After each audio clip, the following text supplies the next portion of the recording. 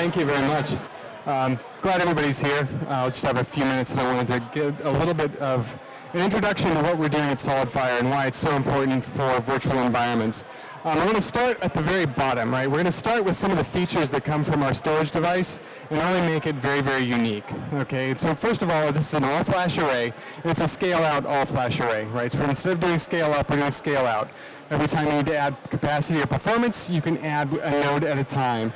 So you can actually scale out over time. You have a big project coming up, you can go ahead and order a few nodes, and you can also scale back down. Maybe a project starts to wind itself down, and you actually want to repurpose those resources. You can certainly do it, and that's part of our scale-out architecture.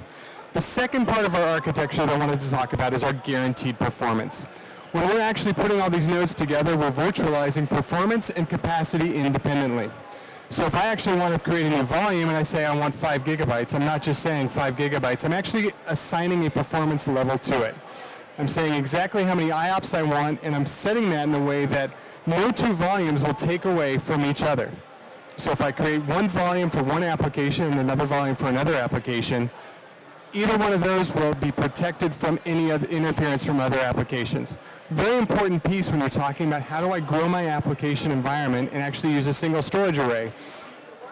Guaranteed performance means that we can actually guarantee the volume won't be stepped on by any other application. Next thing we want to talk about is automated management. Once I have all these components together, I don't want to have to manually adjust things all the time. I don't have to go in and learn a new GUI. There's a lot of people that are looking at how they can improve the management that they're doing of their storage devices. With our fully available APIs, we can do everything automated. And we'll talk a little bit more about the different tools that we can use as we go and get closer to the actual application consumption. But the important part is the fact that we can automate every part of the device. Every feature in the device is automated. Next thing we'll talk about is data assurance. Since we're doing a scale-up model, we're not using a RAID model. We're actually using Helix. And that's our own data protection model that actually distributes data across all the available nodes. It also allows us to shift things around to make sure that we're actually delivering the performance that we've guaranteed to the application by the volume. Another key component is our global efficiencies. Most people at this point in time are expecting some base data services. You're expecting deduplication. You're expecting things like compression. You're looking at bin provisioning. All those things that you would expect are also part of the platform itself. So these are, we call them our 5 elements. And so these are 5 key components that we're actually going to talk about how we leverage for the VMware environment. So the first thing I want to talk about is VAAI, right? That's the API that allows the ESX host to offload certain operations to the device, right? So if I actually say I want to do a clone of a virtual machine, instead of actually having the host perform that operation, I'll offload that operation directly to the device. And that's where you actually see, again, we're tying into our global efficiency. So we're actually saying, storage, create the clone. When you're done, let me know. So that's what we're doing through VAAI, again, the tool that VMware provides us. Another component that we're building, again, to get closer to VMware is using VASA. And this is actually a communication tunnel between our platform, the storage platform, and the VMware host. This is a very important component nowadays because we're all talking about vVols, right? The virtual volume. And the important part to know about virtual volume and VASA is that VASA is the way we communicate between our device and the host to be able to execute all the vVols commands that we need to. Through VASA, we're able to actually export our guaranteed performance, right? And so when we talk about the fact that we're not only saying we're a flash device, we're extending this out to talk about our quality of service and setting minimum and maximum performance. We actually do that through the VASA channel, and that's unique for our product. Next thing we want to talk about is SIOC, and that's the storage input-output control. This is actually at the host layer. One of the issues that they've had is the fact that we're actually overburdening the storage. Since no other storage platform has our quality of service, once I put an application workload that gets really, really high, it will squelch out all the others, right? It'll step on over everyone else. With SIOC, it's a point where the host itself can actually limit the amount of traffic we're sending. We've included our quality of service with SIOC. So when I've created a volume and say I have 100 VDIs that are set up and they each get, say, 100 IOPS, Now I actually add another 10, we're actually going to adjust our volume performance to make sure that we have accepted the performance level that you've set. So if I now have 110 VDI instances, each of them with 100 IOPS apiece, we've actually gone ahead and updated the platform by directly integrating with our guaranteed performance to know that the volume is now extended its performance to keep up with the new performance requirements that are coming from the new VDIs that I've added in my environment. So that's something that we've done to make sure that we're taking SIOC, building it out a little bit further with our architecture.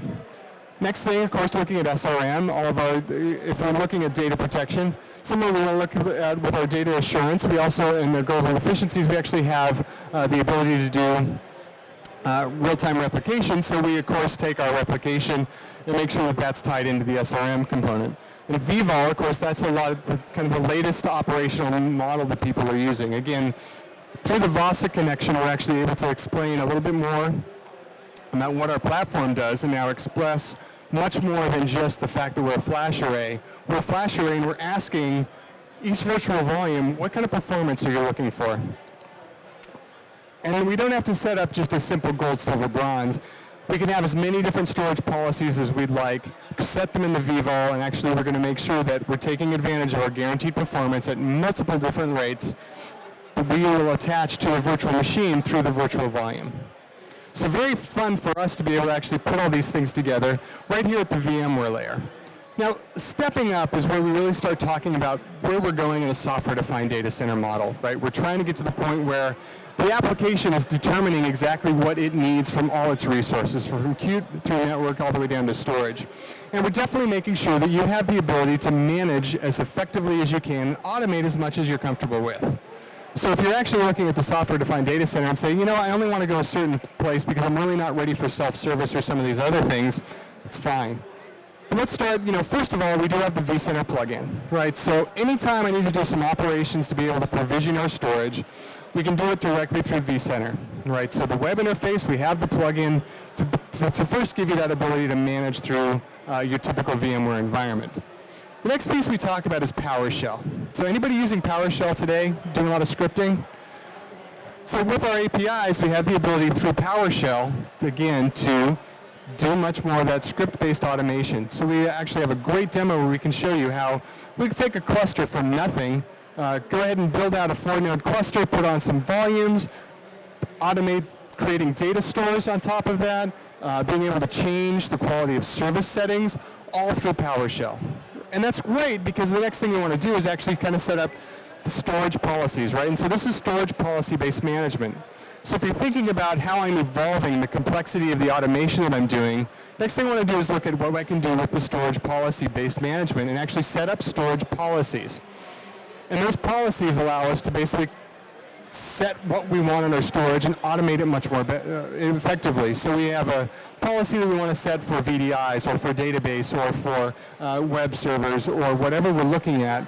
If we know we have storage policies that we want to tie together with the virtual machine policies, we can do that with storage policy-based management. And so again, we're trying to now take the automation capabilities with some of the policies to actually create that more of that catalog model, right?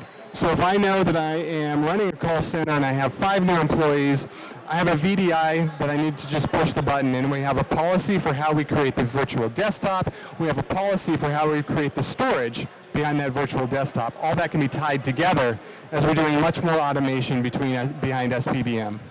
And finally, we'll get kind of all the way out to vRealize. And so again, if we're using vRealize as a tool to manage our automation, our orchestration, that's the kind of the last step of being able to really deliver that self-service model, right?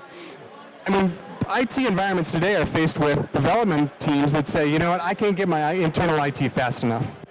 Right? Anybody have their developers going out and getting AWS? Right? And so some people actually have that, They're trying to do the centralized IT and all of a sudden they're not able to deliver in a way that users want to consume the resources.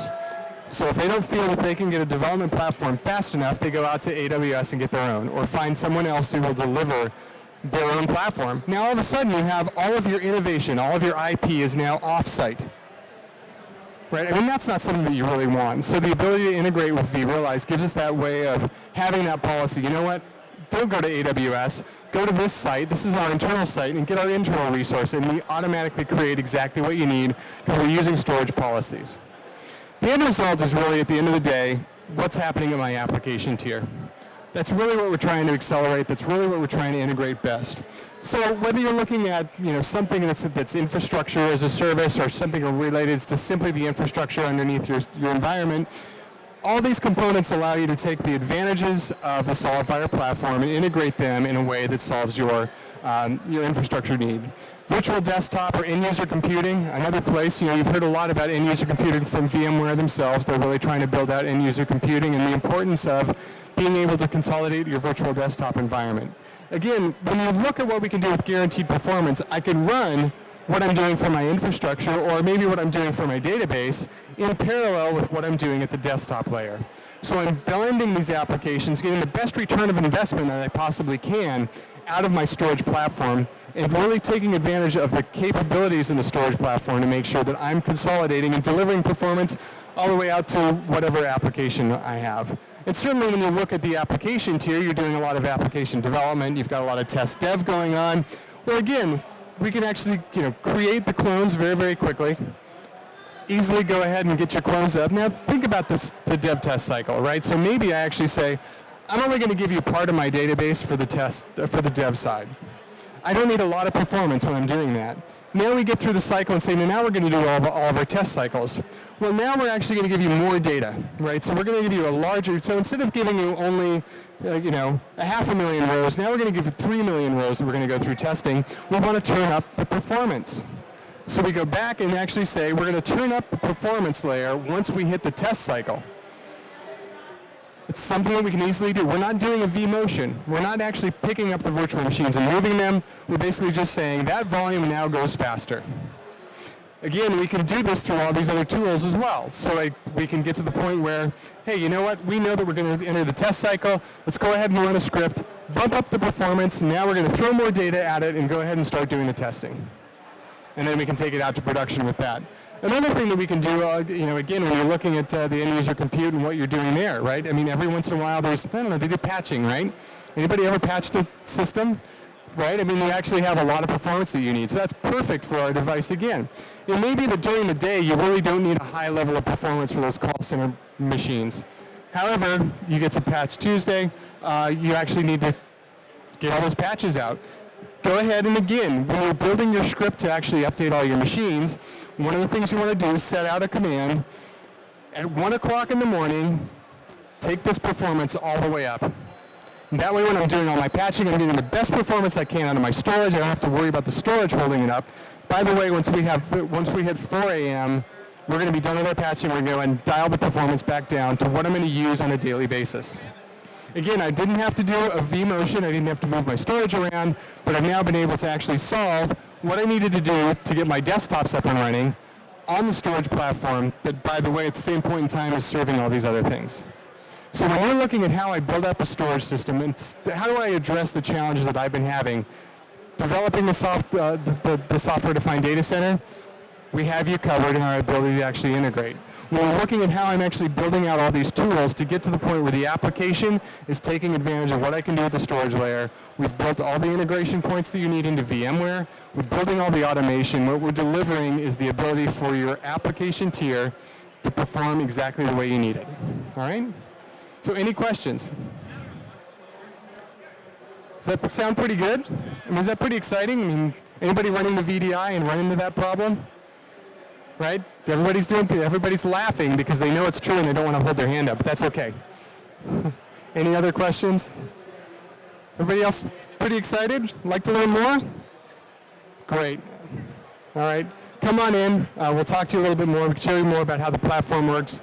And we do have a nice bike on top of me that any of you can register to win. All right. Thanks, everyone.